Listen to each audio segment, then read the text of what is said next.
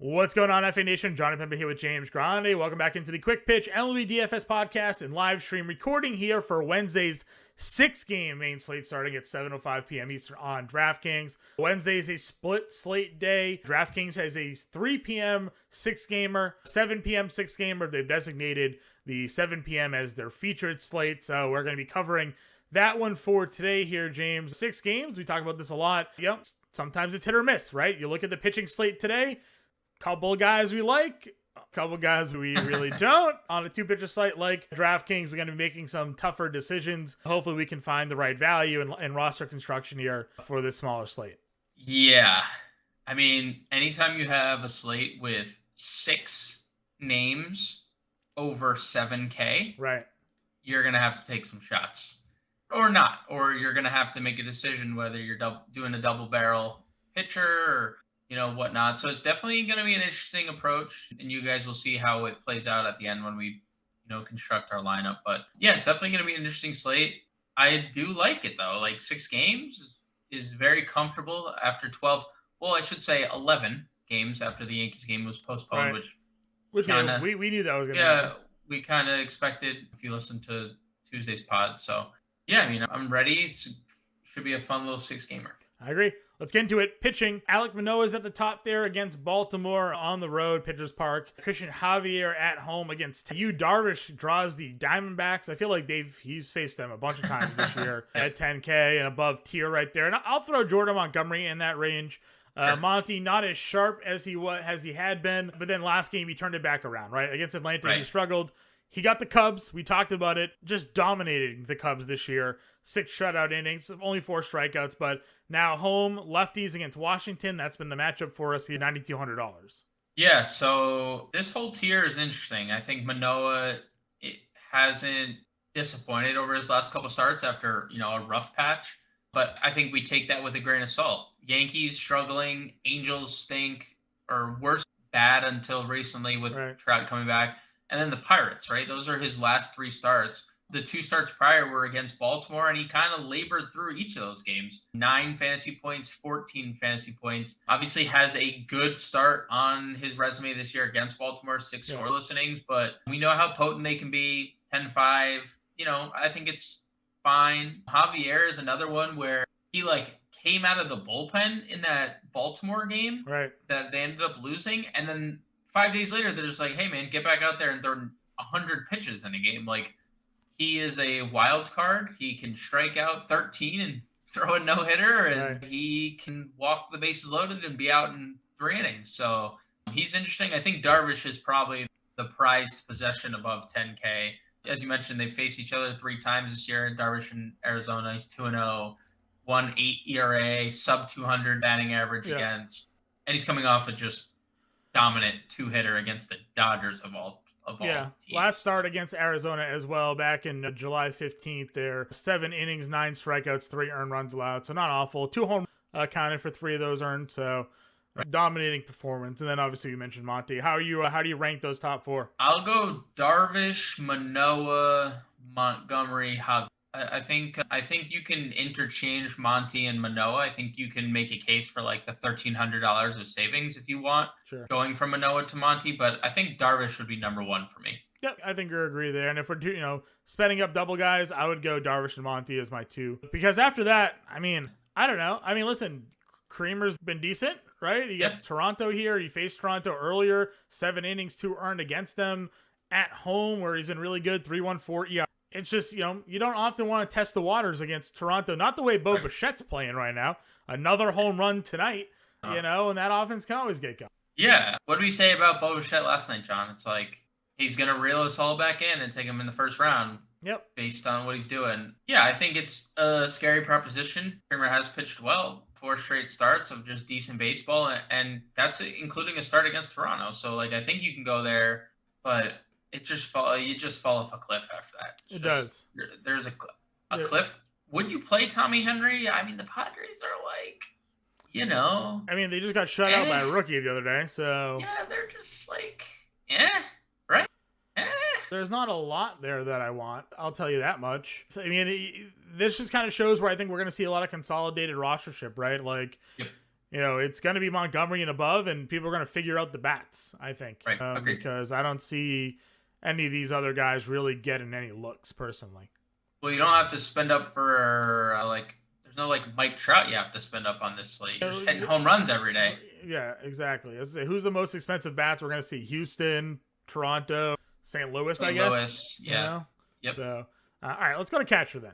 Where are we targeting the catcher position here? Spending up, you could. Doesn't feel like a spot I want to go. Vasquez is 40. Is there anybody? If Yan Gomes, maybe, if he plays, gets the 2,200 lefty matchup against no. There's no Contreras, right? So does Yan Gomes start against Mike Minor here? Yeah, he might. I mean, I know we like Monty, but Kybert has been good. Yeah, Bert has been good. It's true. It's probably Yan Gomes. It's Bert. Do you want to, play Rutschman in that split? He is very good from the left side of the plate compared to the right side of the plate. He's having another good game on Tuesday. Alejandro Kirk, if you're stacking Blue Jays, he's in the middle of that lineup. Yep. I don't hate that either, right? So and catcher's just kind of a pit. It is a wasteland. Yeah, I don't want to go Kyber because I like Monty too much. I feel like I might just punt Yan Gomes here, assuming he plays. But 2 for 4, he played back-to-back games, the second and the third. He's got a 3-game hitting streak going on. So I don't know what the Cubs have been doing with Higgins, probably a catcher outside of that. Yeah, they play him in first too. So they can play Higgins. We can see Gomes and Higgins in the lineup together. Yeah. I'm trying to think who else are they playing at catcher right now. When did Contreras go down? He went down. Yes, he went down today. Or he's been hurt, but they placed him on the IL retroactive to September 3rd. Because there's a 3-day gap between when last time Yan played. Is Yan Gomes in the lineup tonight for the Cubs? He last played on the 3rd. He did. He started and Higgins did not. They started Rivas at first. Okay. But Higgins pinch hit for Rivas and went into first base. So I think Yan Gomes could play tomorrow. 2,200 on a slate like this, we need to spend up at pitching. I'll gladly eat that 0 if it comes to it. Historically, though, he hits lefties well. So first base, this is where we're going to probably make some decisions. You got Goldschmidt, you got Vladdy at the very top there. Nathaniel Lowe has been a guy that you and I have been a big fan of. Javier had that wild stretch. And, now we have to wonder whether or not we're going to get, which version of Javier shows up here. It's kind of why I rated him last, because it's hard to predict. It's hard to predict whether or not he's going to throw strikes or not. Nate Lowe doesn't walk a lot, which is not the best, but he's been super consistent. I'm trying to look at the split for Javier. I don't imagine he's going to give up a lot of anything, just considering how good his numbers on the surface look outside of the walks. But Nate Lowe is starting to get interesting at the price tag. He should have probably been this price tag 2 months ago. Yeah, but we're finally in the 4K. So I think he's fine. Still trying to. He is. Let's see if there's He's 3 for 15 off Javier. Javier's been good against both sides. Nate Lowe, 14 of his home runs come against righties, 348. Well, but I'll buy. Okay. I'll buy Nate Lowe. Any other value first baseman for you? Getting smaller slate. Naylor against Greinke coming off an IL, anything like that? Yeah, Naylor. That's all Naylor can do is hit righties. Coming off a couple good games in a row. Will Myers, before he had that little neck injury that kept him out for a couple games, $3,300. He's notoriously been good against lefties. Tommy Henry got shelled his last start. I wouldn't mind going to Myers. If you're stacking Blue Jays, man, Kevin Biggio's been pretty good. The proof is in the pudding, as Floyd Mayweather once said. 3 home runs over his last 6 games with a 6-game hitting streak there. And then, I think we're going to consistently mention Pujols if he's in the lineup, and we're going to consistently mention Nick Pratto if he's in the lineup. Right. Both $2,700. I think they're both in play. Yep, I agree with you 100% there as well. Second base position. Altuve homered tonight. He's on fire against Raggins, a lefty here. We know how well Altuve has hit left-handed pitching. But again, over the last 10, not counting tonight, hitting 400 with an 1,100 OPS. I like Jimenez. You talked about him tonight. I don't know how he ended up faring in his matchup, but $5,200 for him against Greinke. Maybe a Cleveland stack against a returning Greinke could be a contrarian play. Yeah, it could be interesting. Andres Jimenez, John, 2 for 2. Hey! 2 for 2 singles. Was caught stealing, by the way. So an aggressive Andres Jimenez, but we know he's gonna end the year a 2020 guy. probably the most unlikely 2020 guy of the year, right? Like most at least unexpected 2020 player of the year. Yeah. So yeah, I love Jimenez, and I think you're right. I think we could see an interesting Guardian stack because they're not cheap. Like Jimenez is 52, Ramirez is going to be $1 million. Like, could be interesting. Probably depressed ownership there on the Guardians. I like Jimenez. I think Altuve is going to get all the love at this price point, and Jimenez is just going to go fall by the wayside. Yep. Mid-tier guys. Who are we? Do we liking any of these players? Yeah, Jonathan India has been rolling lately, hitting over 400. He's been better against right-handers this year. Yeah. It's obviously something to monitor about Chicago and its wins. Like, we don't know how that's going to fare. So I think India, Cronenworth's been really good against lefties this year, which I find interesting. So you can run Cronenworth. You're running a Cardinal stack, Nolan Gorman. Would you go back to Henderson at 33? And then Gunnar Henderson. Henderson. For him tonight, obviously. Yeah, I think, he gets on and steals base and scores. We've talked about this a whole bunch. It's, gets us how many fantasy points? Gets 10 fantasy points. So, sure. I think that's definitely in play. Still 3,300, man. Like, he's 3,300. He gives us multi-position eligibility. And, like, Manoah has been good, but he hasn't been, like, flawless. He struggled with the Orioles the last 2 times he's faced them. So, right. Yeah, I would go back to the well there. Then you mentioned Kevin Biggio in the run that he's been, home runs galore for him of late. Homers in 3 of 5. RBI's got a nice little hit streak going. 3,100 first and second base eligibility for him. Yep, Biggio for sure, especially if you're playing the Blue Jays, and it helps that you can play him at second because then you can play Vlad and you can play whoever you want. Okay. I'm just gonna say this name and we can move on. Sure. I expect Nick Madrigal to lead off for the Cubs, and it's Mike Minor. So, not that I think Nick Madrigal is, like, amazing, but he has a bunch of, like, multi-hit games since returning, and I don't think there's, like, a ceiling necessarily, but I think he has 3 hits in his bag. Right. If you're playing a Cubs stack, I don't hate that at all. Sure. I think that's fair. Let's go on over to third base here. Ramirez, Arenado, Machado, Witt, Bregman, Chapman, all over 5K. Jose Ramirez, I think, is elite against Greinke. Let's see what our BB, there has got to be a lot of BBP there between those 2 guys. Yeah. So I think Ramirez is in an elite spot. Jose Ramirez is only 3 for 11. I guess I'm thinking of like Greinke of old when he was on the Royals, like before he started moving teams every year. So Ramirez, I think, is in play in your Guardian stack. I think Arenado we talk about all the time. I mean, just so underrated and underappreciated against righties compared to what he is against lefties. Machado, I think, in tournaments has been really good except for the time we play him. Yeah, pretty much. No one's going to play the Royals if you want to go there. Salvi homered again tonight. You mentioned Prado's cheap. I mean, 5,800 for Witt's craziness. Yeah.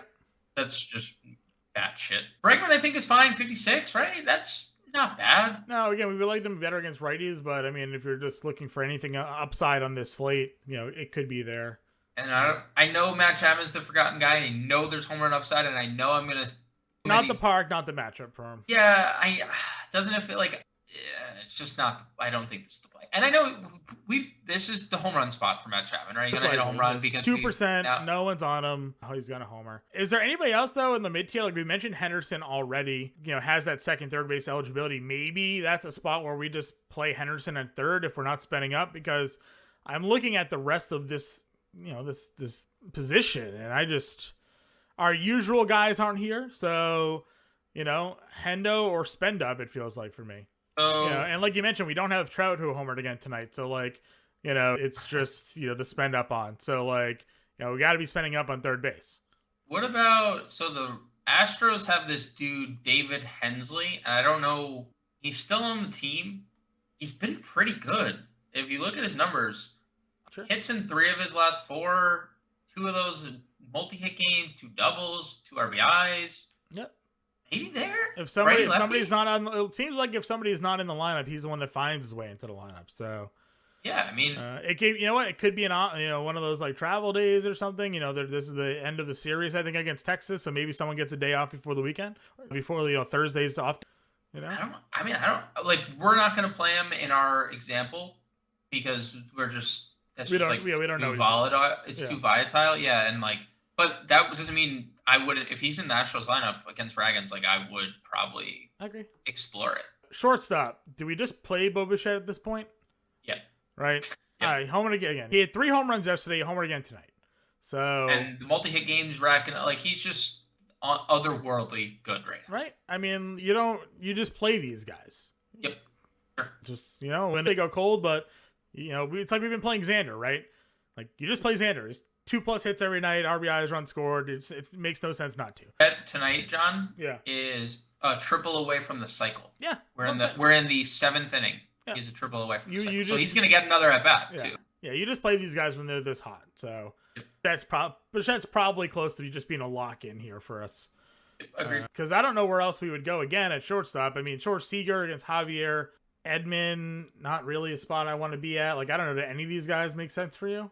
Ha-Seong Kim against a lefty, I think would be in play. I think San Diego. I think I've been putting too much stock in San Diego lately for sure. I think you're definitely like pumping the brakes on that more than I have, but they just been. How many times have we played them and they just do nothing? So disappointing. That's where I'm at. I mean, I don't know who else to play at this position. This is awful.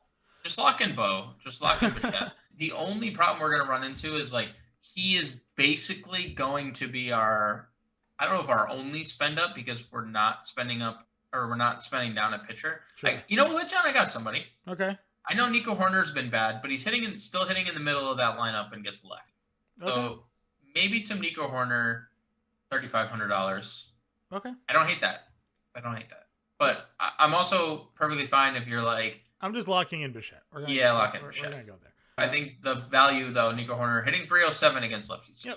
All right, outfield. Jordan against a lefty and Reagan. Springer against Creamer at 57.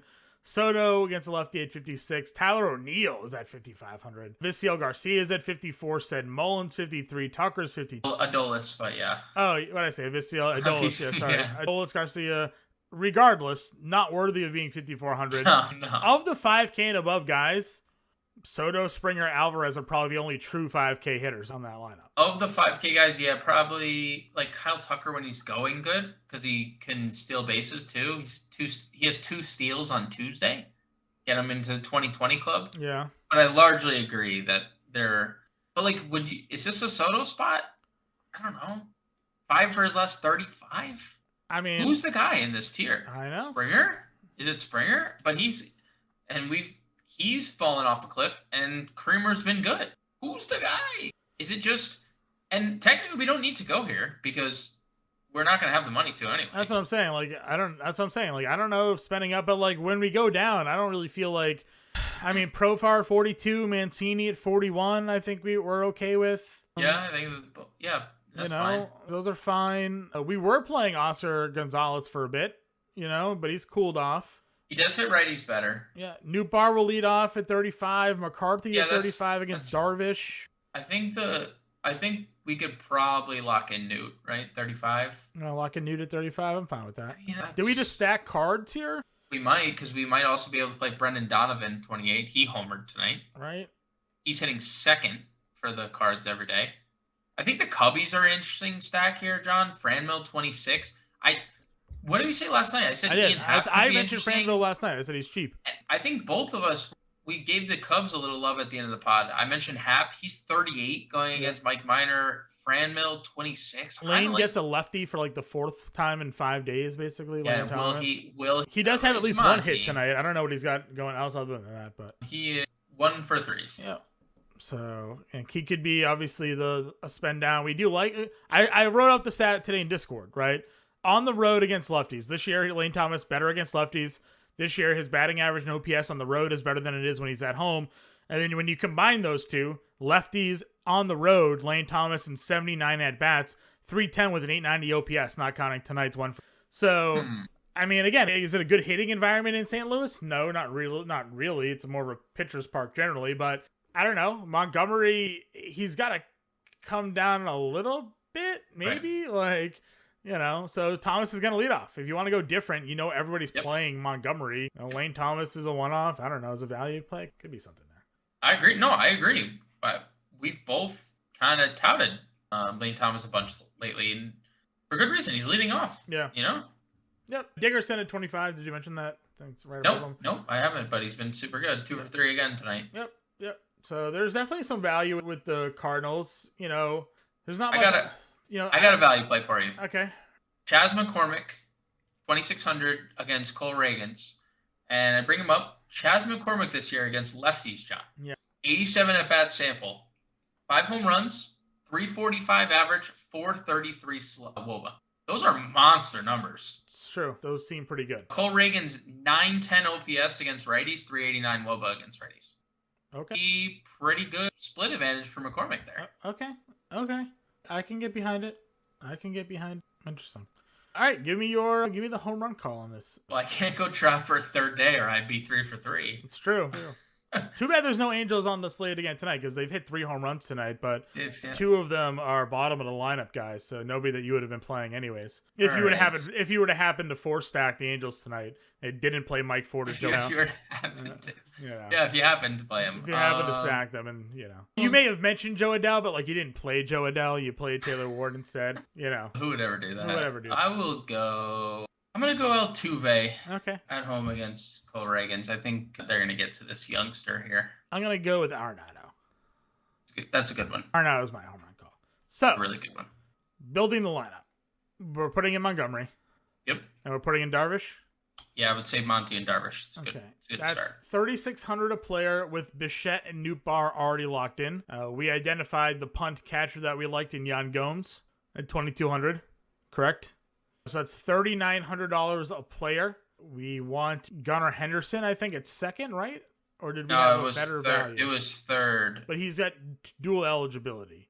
The third was terrible. Third, if we went the Cardinal stack, we would play Arenado. Well, if we do Cardinal stack, Brendan Donovan, 2,800 at second base. True. 2,800 Donovan at second. In a much better spot than Gunnar. Obviously, I think we're both aware that Gunnar Henderson is the premier talent in of the two. The problem we run into, I guess, is if we do, I guess we could maybe get rid of Nootbaar and go Dickerson. So I think that's a good one. Because Dickerson has just been nails every so slate. If we go Yan Gomes, Paul Goldschmidt, Brendan Donovan, Nolan Arenado, there's 3 Cardinals in a row. Bichette at short, Dickerson in the outfield. We have 2 outfielders at $2,600 a piece. Oh, Chas McCormick. Okay, Chas McCormick. Right? I mean... Yeah, you read the numbers. And then, is that Franmil? Is Franmil 26? I think Franmil, 2,600. Well, it's Lane Thomas. It's Franmil. Do you want Lane against our own pitcher, though? No, I would. No, I'm just kind of diving into the, Franmil point that, we're using Montgomery, and then you look at the rest of the position, I just don't see it. So, that would also give us a little bit of a Cubs stack. And then 2 one-offs. Yeah, with 2 one-offs. So, our lineup, Jordan Montgomery, Yu Darvish, Yan Gomes at catcher, Paul Goldschmidt, Brendan Donovan, Nolan Arenado at first, second, third, Bo Bichette as a one-off at short, Corey Dickerson, Chas McCormick, Franmil Reyes in the outfield. So, that is our lineup. Again, feel free to get us in Discord if you have any questions for the early slate. The main slate playbook will be out covering the 705. Also, as we've talked about, and you can find in the bottom corner here, All-Pro Access Package, fantasylineup.com/all-pro. Use promo code NFL50 to save yourself 50% off the All-Pro package for the first 6 months. That means basically for the entire NFL season. You get the package for about $20, but it covers more than just the NFL season. You get college football, the rest of MLB, NBA, NHL, PGA, MMA, NASCAR, eSports, EPL, basically any DFS content that we have on site, you get for $20 a month for the first 6 months.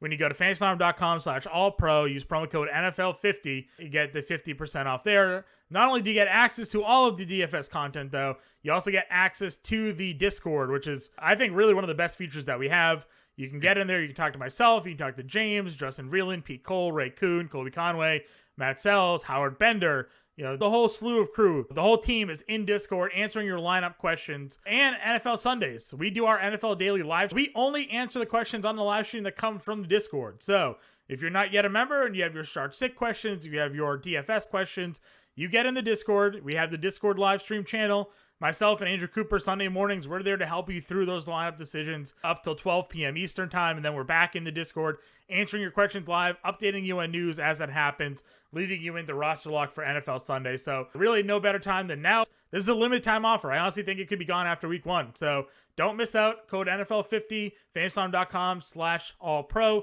You can click the link in the description as well to take advantage of this offer. I mean, if you guys are going to miss out on this offer, I'm sorry. I think that's the best way to phrase it, right, John? Yeah, I'm sorry because it's a really good deal. It's a great deal. For $20 a month, you're getting access to everything we have.